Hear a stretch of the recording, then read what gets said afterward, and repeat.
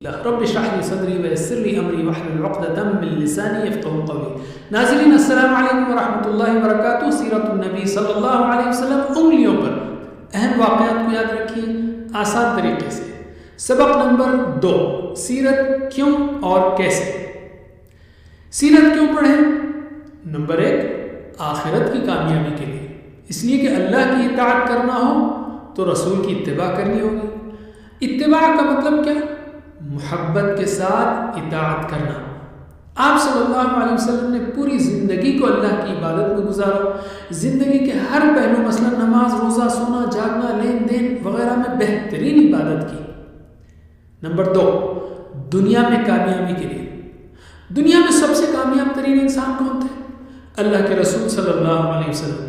آپ کے پاس بہترین لائف سکلز تھیں، آپ کا صبح سے شام کا ٹائم ٹیبل، آپ کے اخلاق، معاملات، بات چیت کا انداز وغیرہ ہر چیز میں کامیابی ہے۔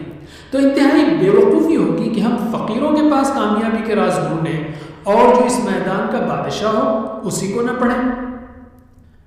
تو 1 اور 2 ہیں آخرت اور دنیا میں کامیابی کے لیے۔ نمبر 3، اللہ کے رسول صلی اللہ علیہ وسلم سے محبت اور عظمت پیدا کرنے کے لیے۔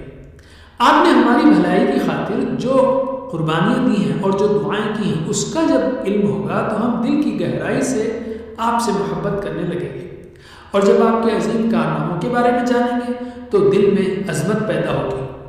نمبر 4، صحابہ کرام رضی اللہ عنہم کی زندگی کو جاننے کے لیے۔ صحابہ کی زندگی میں زبردست تبدیلی آئی، کیسے؟ ایک طرف اللہ کے رسول انہیں قرآن سناتے، قرآن اور حکمت کی تعلیم دیتے، ان کا تزکیہ کرتے، تو دوسری طرف صحابہ آپ صلی اللہ علیہ وسلم کے ایمان و یقین، اخلاص اور عمل کو دیکھتے تو ان کا ایمان بڑھتا چلا جاتا اور وہ ہر قربانی کے لیے تیار رہتے۔ تو 3 اور 4، رسول اور صحابہ۔ نمبر 5، قرآن کو سمجھنے کے لیے۔ اللہ نے آپ صلی اللہ علیہ وسلم پر 23 سالوں میں پورا قرآن نازل کیا ہے۔ یہ تھا آپ کی تعلیم و تربیت کے لیے، اور پھر لوگوں کو دعوت دینے اور ان کی تعلیم و تربیت کے لیے، اور زندگی کے مختلف حالات سے بہترین انداز میں گزرنے کے لیے۔ ہم ان حالات کو جانیں گے تو قرآن کو سمجھنے میں مدد ملے گی۔ نمبر 6، قرآن پر عمل کرنے کے لیے۔ قرآن میں اصول دیے گئے ہیں تو سیرت میں آپ کو اس پر عمل کرنے کا طریقہ ملے گا۔ قرآن تھیوری ہے تو سیرت پریکٹیکل، اس کا بہترین عملی نمونہ یا ماڈل۔ آپ کے اخلاق، معاملات اور سارے اعمال قرآن کی عملی تفسیر ہیں۔ تو 5 اور 6، قرآن کو سمجھنے اور عمل کرنے کے لیے۔ نمبر 7، اپنے ایمان کو اور اللہ کے ساتھ اچھی امیدوں کو بڑھانے کے لیے۔ آپ صلی اللہ علیہ وسلم نے اللہ کے بھروسے سخت ترین حالات میں کامیابیاں حاصل کی ہیں۔ اس سے اللہ پر ایمان بڑھتا ہے کہ جو اللہ کی ہدایت پر چلے وہ کبھی ناکام نہیں ہو سکتا، اور آپ کے رسول ہونے پر بھی ایمان بڑھتا ہے کہ عام انسان کو اتنی بڑی کامیابی ہرگز نہیں مل سکتی۔ نمبر 8، دل کی خوشی اور سکون کے لیے۔ آپ اس کائنات کے بہترین انسان کے بارے میں پڑھیں گے تو یقیناً آپ کو خوشی ہوگی اور دل کو سکون ملے گا۔ تو 7 اور 8 کیا ہیں؟ ایمان اور خوشی کے لیے۔ نمبر 9، آپ صلی اللہ علیہ وسلم کے طریقوں کو دیکھ کر اسلام کی دعوت کو بہترین انداز میں پیش کرنے کے لیے، اس لیے کہ آپ بہترین داعی تھے اور بہترین بات چیت کا فن یعنی کمیونیکیشن سکلز آپ کے پاس تھی۔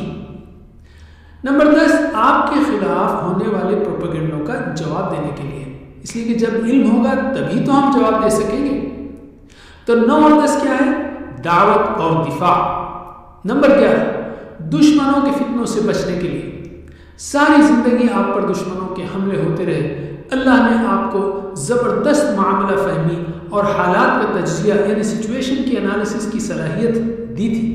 دشمنوں کو بدترین ناکامی ہوئی۔